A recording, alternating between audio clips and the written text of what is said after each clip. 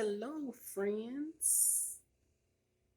So it's about what time? I know it's after 8, probably around 9, I guess. But anyway, you're probably wondering why I'm playing in these locks. I had some pins in them, so I took the pins out and was just trying to let them hang free. So you're probably wondering what in the world am I doing? No, this is not a hair video. I don't do hair videos. I just wanted to come on this evening um, and ask you guys what are y'all doing, usually doing around this time of night. And so I'm just playing with my little locks. I got locks in case some of you didn't know. I started a hair journey, so I'm embracing my gray hair as well. I am going to dye my locks though. I just couldn't get them dyed on the starter locks. And don't think that I don't like my gray hair because I embrace my natural hair and all that good stuff. I don't mind. I've been wearing it all this time. So anyway, this is kind of what my locks look like. And yes, I said this is not a hair video, and it is not. But I just wanted to share my that I started locks on last week, and these are a week old. I'm supposed to just kind of leave them in this free form, this state for like 4 weeks, and then I'll go back and get a retwist. So I have coil twists. I didn't do the 2-strand twist. I got the coils and I got them sort of in a small fine state for my hair. I didn't want them to be too thick, but each section of your hair has its own thickness, thinness. But anyway, it's shrink up a little since I first got it coiled, and that's okay. But I like them. I've just been trying to kind of pin it on the sides and wear the front towards my forehead because I got a big, juicy, fat forehead that I embrace as well. But anyway, I was just coming on to see what you guys normally do, like in the evenings. For those of you who work full time, maybe you're moms, maybe you have a business. So I work full time, if you didn't know that, and I also have a small business. And so I'm actually doing a self-paced certification class, right? And so in my off time, if you can say I have any, I work on that, and I'm also preparing for a big exam. So that's what I was doing, and I was just wondering, what do you guys do in the evenings when you go home? So I relaxed a little bit when I came home. I put a load of laundry in. My son wasn't hungry, so I didn't necessarily have to cook. And he's a big boy, so he can go in the kitchen and pretty much get what he wants out of there. So I relaxed for a little bit, watched one of my favorite shows. Um, and then I said, well, I wanted to make use of my time, and what better way to do that? I was like, try to get some studying in. Yeah, it's been like crazy busy for me at work. There's been a whole lot of changes, and I have a whole lot more responsibility that has fallen into my lap, which I can handle it. But man, it's been pretty taxing over the last 3 to 4 weeks. It's just been taxing because trying to come home and work on my business or work on the other things, the other goals that I have, it hadn't been like a clear shot. So for those of you who are out there and you have goals and you feel like I don't have the time, right? So I want to just share some of the suggestions that I am learning over the course of all this. And if I look weird because the light is flashing and reflecting on my glasses, I'm sorry. But anyway, because it's kind of bothering me, but I'm trying not to focus on it because I can see it as I'm looking at the camera. So, what has helped me when you have a lot of goals that you want to achieve, or even if it's not a whole lot of goals, but the goal or goals that you have require a lot of consistency and persistence, attention. What has helped me, what I've learned over the time is take care of yourself. That's like the number one thing. You need to take care of your health. You need to take care of your mind, like your mental. You need to make sure that your emotional state, that you have a fine balance because all of that stuff works together. And I say that because over the course of the past like handful of years, I have dealt with quite a bit of health issues and working full time, trying to start a business, working on these goals.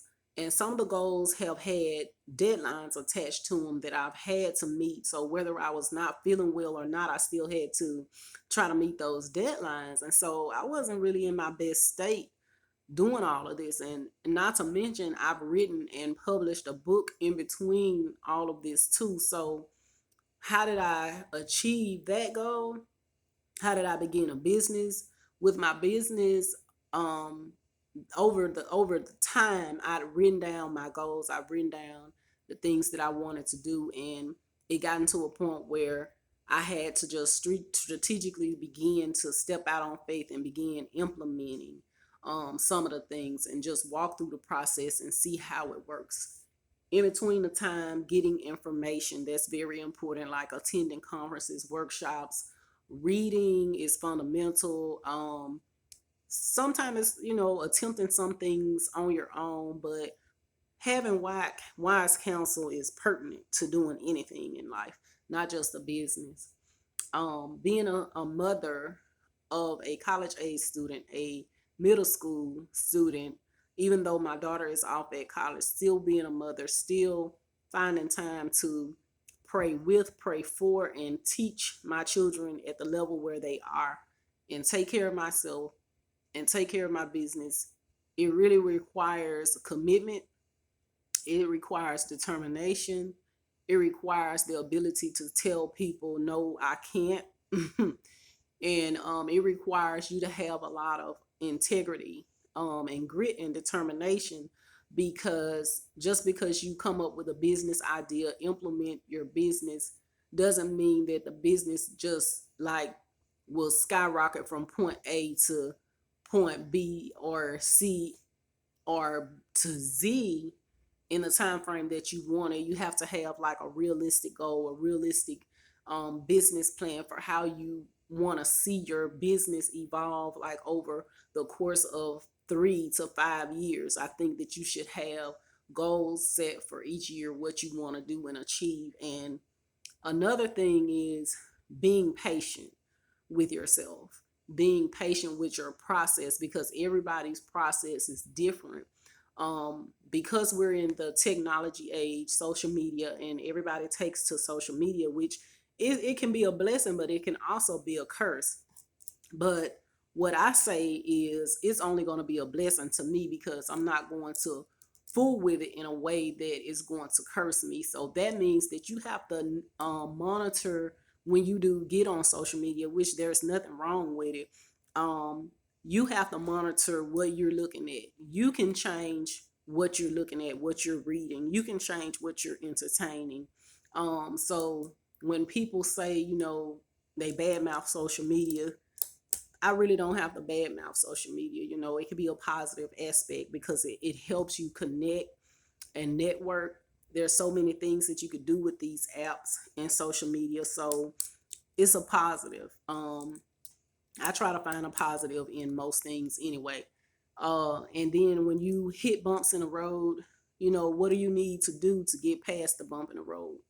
So that's how you make it in business. That's how you make it in life. You can't dwell on what went wrong. Like, just because a person, you see them have a successful business does not mean, or a successful life does not mean that their successes in life, business, family, relationships, and all that has happened without any bumps in the road.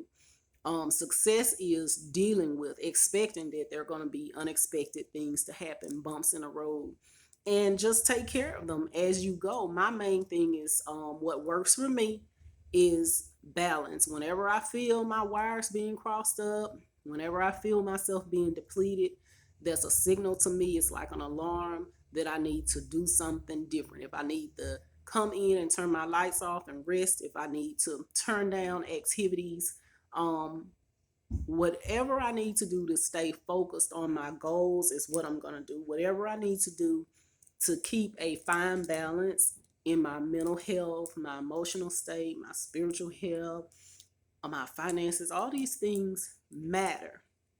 And all these things come into play and can have a great big impact on your success.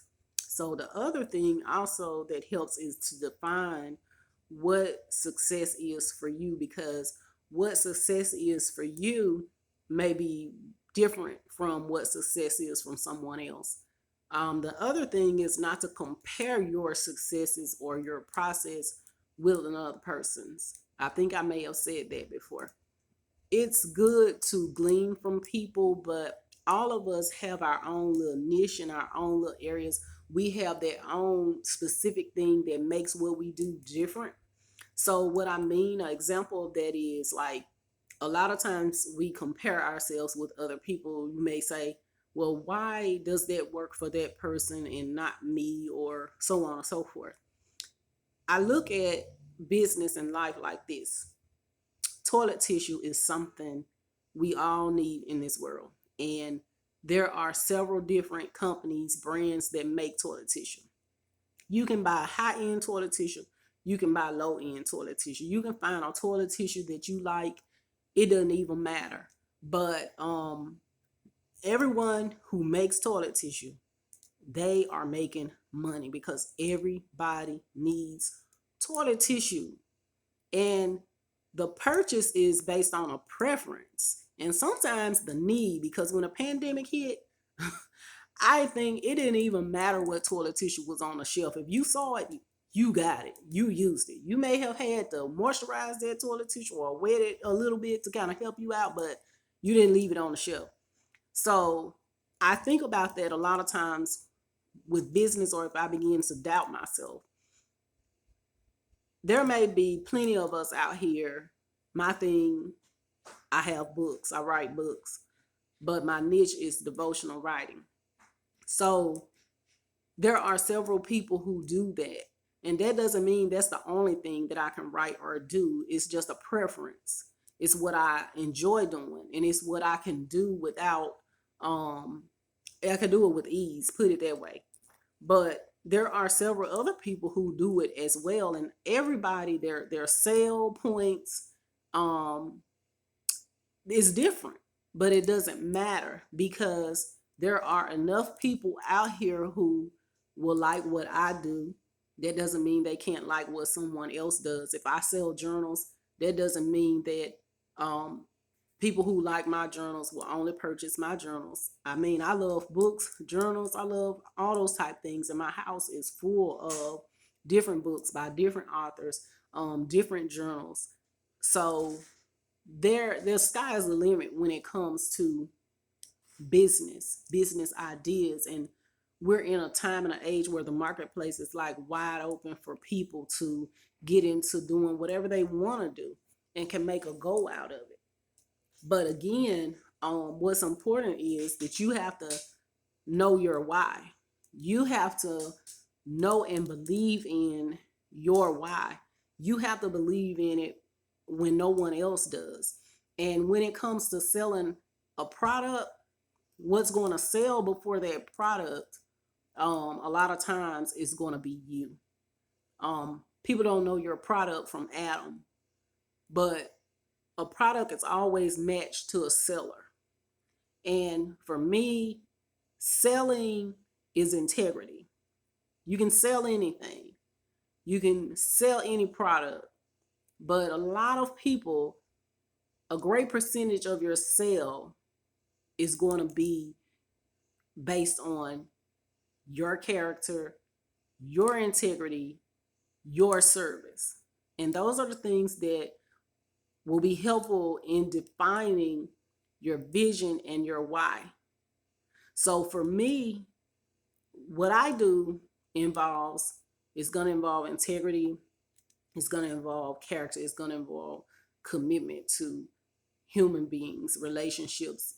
Um, those things are important to me. So success for me will be defined differently than success for someone else because of the reasons I am committed to the mission of my vision, my business, and my goals. So success to someone else may be all just about numbers. Numbers do matter, because I have to finance or find financing to help push my business forward and to be able to do the things that I want to do. So anyway, jot those things down. That's free. I'm giving that free because those are free tidbits that I have encountered and learned over the course of doing business. And I'm fairly new at it, but one thing that's not new is the integrity part, the character, the business ethics. I try to keep a fine balance of respect and dignity and worth of the people that I deal with.